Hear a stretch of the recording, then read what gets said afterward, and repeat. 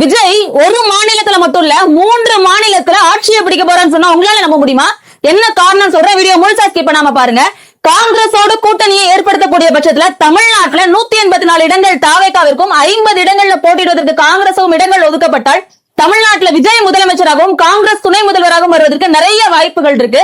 அதே மாதிரி கேரளால 160 தொகுதிகள் அப்படிங்கிறது காங்கிரசுக்கும் 40 தொகுதிகள் தமிழக வெற்றி கழகத்திற்கும் ஒதுக்கப்பட்டால் காங்கிரஸ் முதல்வராகவும் விஜயனுடைய தமிழக வெற்றி கழகம் துணை முதல்வராகவும் வருவதற்கு நிறைய வாய்ப்புகள் இருக்கு. புதுச்சேரியில 20க்கு 10 ஒதுக்கப்பட்டால் 10 இடங்கள்ல காங்கிரஸ் 10 இடங்கள் தமிழக வெற்றி கழகம் பாக்குறப்போ ஆட்சி அதிகாரத்தை காங்கிரசுக்கும் துணை முதல்வர் அப்படிங்கிறது தமிழக வெற்றி கழகத்துல பங்கு பெறுவதற்கு நிறைய வாய்ப்புகள் இருக்கு.